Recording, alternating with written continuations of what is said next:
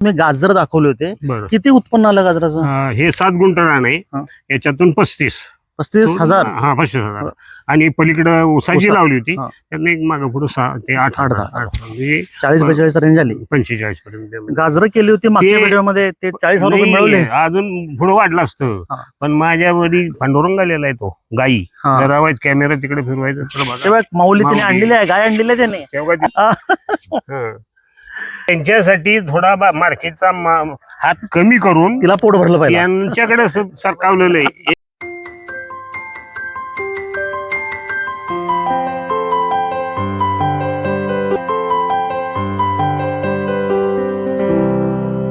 नमस्कार शेतकरी मित्रांनो, मी राहुल नमस्कार. टोपले, संस्थापक मिशन ऑर्गॅनिक. आपल्या संस्थेच्या परंपरेप्रमाणे आज पुन्हा एकदा आपण एका कष्टकरी, प्रयोगशील आणि अतिशय कष्टानं विचारानं शेती करणाऱ्या शेतकऱ्याच्या शेतावर आलोय. ओळखलं तुम्ही कोण आहे बघताय ना? यांचे व्हिडिओ आपल्या चॅनलवर आहेत, भरपूर फिरलेले आहेत, महाराष्ट्रातल्या लाखो लोकांनी बघितलेत.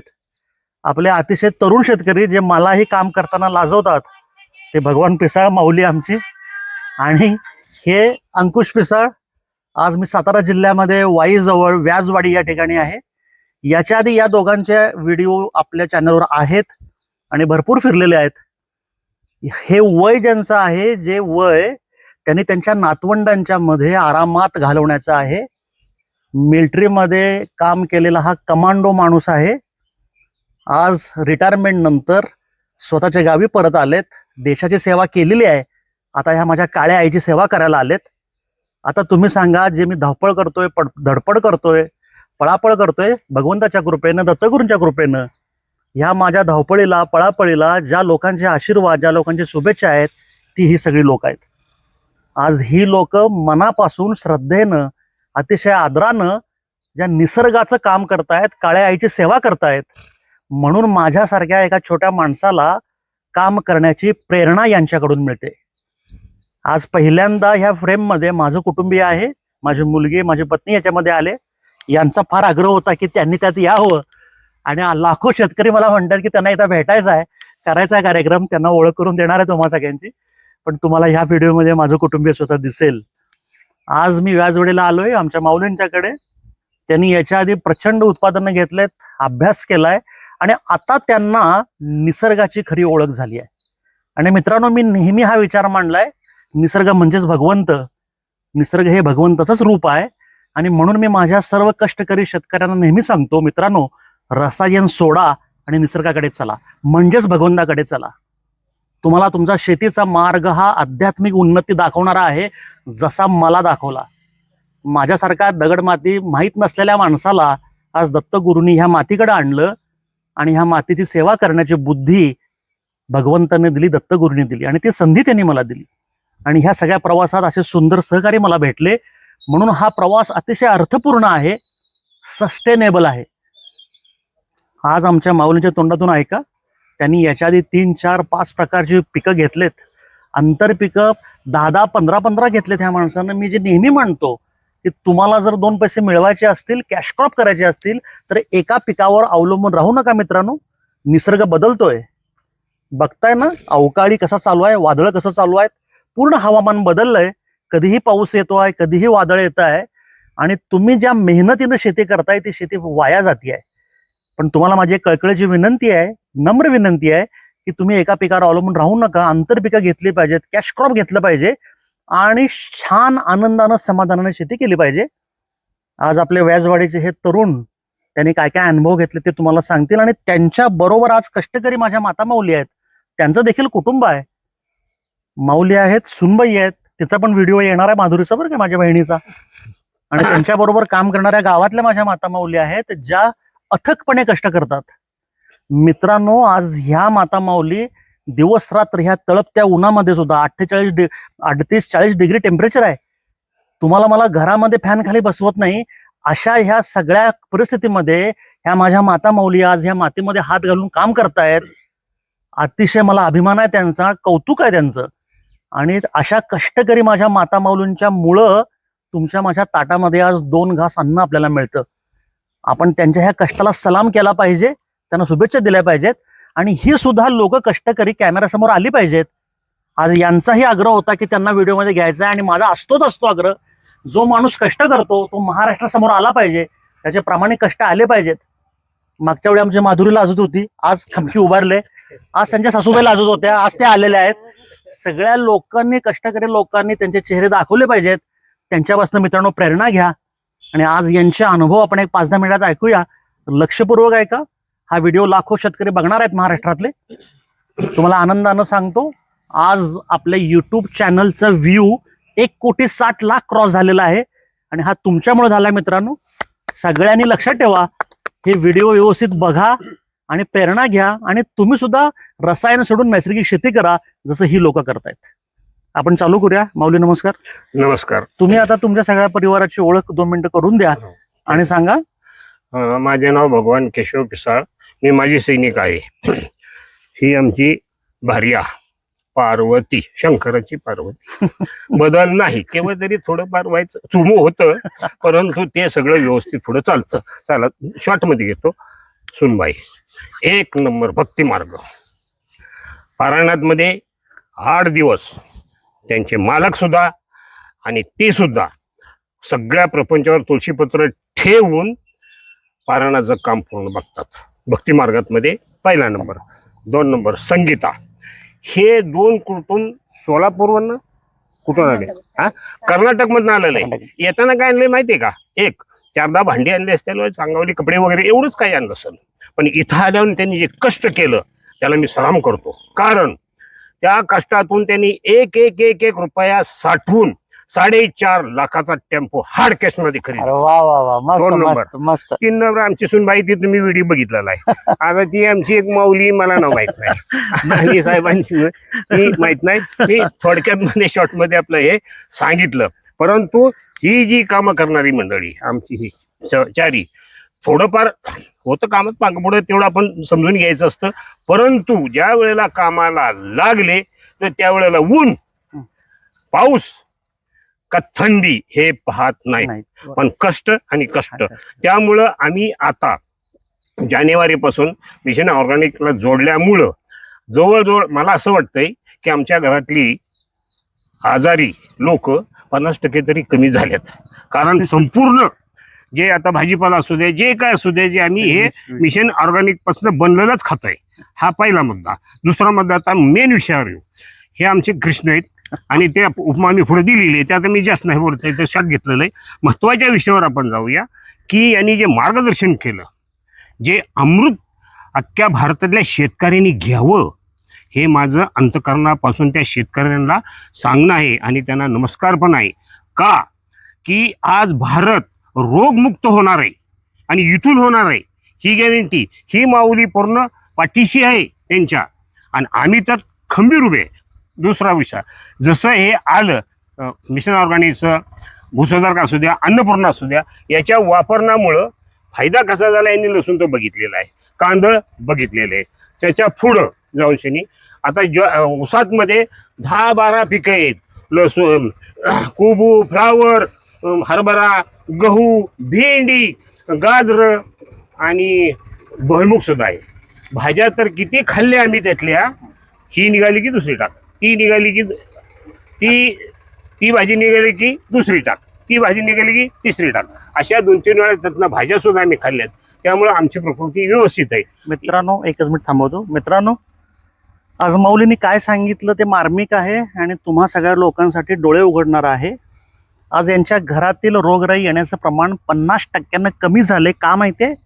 विकतचा भाजीपाला आणत नाहीत. मी नेहमी शेतकऱ्यांना आवाहन करतो, विनंती करतो की शेतकऱ्यांना बाहेर रसायनातला घाणेरडा भाजीपाला, विषारी विकत आणू नये. तुमच्या शेताच्या बांधावर किरकोळ जरी तुम्ही टोकणलं तर तुमच्या मुख्य शेतीबरोबर तुमच्या घरामध्ये लागणारा दररोजचा भाजीपाला हा विनासयास, विना खर्च तयार होतो.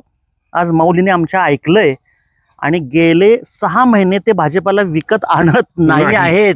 ते स्वतःच्या शेतातला भाजीपाला खातायत, म्हणून त्यांच्या घरातल्या तब्येती सगळ्या आजार 50% कमी आले. हेच माझं सांगणं असतं. आज यांचा अनुभव, याचे डोळा तुम्ही ऐकलात, बघितलात. दुसरी महत्वाची गोष्ट, ऊसामध्ये 10 ते 12 अंतर पिकं घेतलेत. ऐकताय मित्रांनो? फक्त ऊस लावायचा, महिन्यात 2-2 पाणी द्यायचं आणि बाकीचं टिंब करायचं. असा हा माणूस करत नाही. वय वर्ष किती आपलं माऊली? 74 74. 74. बघा किती लहान, फक्त 74 वर्षाचा माणूस आहे. मग मी काय करायला पाहिजे? ऊसामध्ये 10-12 पिकं घेतोय. आज यांच्या कुटुंबियांचा याच्या आधी रसायन मुक्त शेतीवर विश्वास नव्हता. माधुरी, खरं आहे की नाही ग? ते बघा आता म्हणायला लागले विश्वास नव्हता. तिला सुद्धा वाटत होतं सासरा काहीतरी खोड्या करायला लागलाय, पण नाही. भगवंत प्रत्येकाला ती बुद्धी देतो, ती अनुभव देतो. त्यांच्या माऊलींची त्या माझ्या बहिणीची चूक नाही आहे, तिला हे माहीतच नव्हतं ना. पण जसं ह्या माणसानं खंबीरपणे अंकुशरावनी नादाला लावले बघा आमच्या ह्यांना, आणि मग ही कामाला लागली, आणि जसं जसं उत्पन्न चांगलं यायला लागलं तसं सुद्धा माझ्या माता माऊलींना सुद्धा कळालं की शेती करताना रसायन लागत नाही. हा अपभ्रंश आहे, हा गैरसमज आहे, आणि हा भांडवलशाही खत कंपन्यांनी तुमच्या डोक्यामध्ये ब्रेन वॉश केलेला आहे. याचा अर्थ तुम्हाला कळतो, बुद्धिभेद म्हणतात त्याला. त्यामुळे खोटी गोष्ट तुम्हाला खरी वाटते, वारंवार एखादी गोष्ट सांगितली तर खरी वाटायला लागते. तसं दुर्दैवानं महाराष्ट्रातल्या, भारतातल्या माझ्या शेतकऱ्यांना जाहिरातींचा मारा, मार्केटिंगची लोक ते जे सांगतायत ते वारंवार सांगितल्यामुळे ते खरंच वाटतं. म्हणूनही आम्ही आज जीव तोडून पळतोय, उन्हातानामध्ये पळतोय, तरी सुद्धा इतकं सांगून इतके रिझल्ट समोर येऊन सुद्धा कित्येक वेळा लोकांना अजूनही विश्वास बसत नाही. आमचं काही म्हणणं नाही माऊली, दत्तकृपा आहे, भगवंताचा आशीर्वाद आहे. आम्ही त्या ताकदीनं काम करणार, आणि परमेश्वर मला असे सगळे सहकार्य देतोय. आम्ही काही हिंमत राहणारे नाही. आम्ही कोल्हापूरवाले आहे. आमच्या रक्तात, आमच्या मातीत, आमच्या पाण्यात राजर्षी शाहू छत्रपतींचं आहे ते सगळं. त्यामुळे आम्ही जिद्दीनं काम करणार, आणि यांनी सांगितलं तसं अखंड भारताला विषमुक्त करण्यासाठीचं स्वप्न आम्ही बघितलंय. मिशन ऑर्गॅनिकचं आपलं ब्रीदवाक्य माहिती आहे ना, सदृढ व सशक्त भारताचे स्वप्न. आपला देश, आपला समाज हा रोगमुक्त व्हायला पाहिजे मित्रांनो. त्यासाठी ही तळमळ चालली आहे. आज ह्या भर उन्हामध्ये माझ्या माता माऊली काम करतायत, किती मी भरून पावलो. आज यांनी बघा इकडे आता मेथी लावलेली आहे, यांनी आता कोथिंबीर लावलेली आहे, चाकवत लावतायत. उन्हाळ्यामध्ये तुम्हाला मला भाजीपाला मिळावा म्हणून बघा लोक कशी काम करतायत. आपण फॅन खाली बसून मस्तपैकी खातोय, पण कष्ट करणारे ही लोक आहेत, यांना विसरायचं नाही. हे अन्नदाता आहेत आपले. आज मिशन ऑर्गॅनिक अशा माणसांच्या बरोबर जिद्दीनं त्यांच्या बांधावर उभा राहून आम्ही सुद्धा त्या ताकदीनं काम करतोय. आम्ही त्यांचा हुरूप वाढवण्याचा प्रयत्न करतोय, आणि ते सुद्धा माझा हुरूप वाढवण्याचा प्रयत्न करतायत. ही ईश्वर सेवा आहे माऊली. ह्या पद्धतीने मिशन ऑर्गॅनिकचं काम सुरू आहे. आता तुम्ही मला सांगा की मागच्या वेळेला मला तुम्ही गाजर दाखवले होते, किती उत्पन्न आलं गाजराचं? हे 7 गुंठ रान आहे, याच्यातून 35,000. हा, 35,000. आणि पलीकडे ऊसाची लावली होती, त्यांनी एक मागं पुढे 6 ते 8 म्हणजे 40-42 रेंज झाली. 45 पर्यंत गाजर केली होती मागच्या व्हिडिओमध्ये, ते 40,000 रुपये मिळवले. अजून पुढे वाढलं असतं, पण माझ्या वडी फांडोरून आलेला आहे तो गाई. जरावायच कॅमेरा तिकडे फिरवायचं तर बघा, माऊली तिने आणलेली आहे, गाय आणलेली आहे त्याने. तेव्हा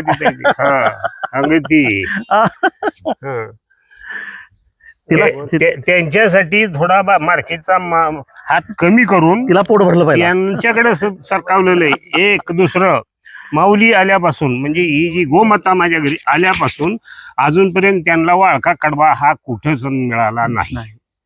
ओलाच त्यांना माहिती. आणि ते पण फक्त मिशन ऑर्गॅनिक काय विषमुक्त, दुसरं नाही. बघा येऊन वावरात मध्ये मका बघा, हातीघास बघा, तुम्हाला जे काय बघायचे ते बघा.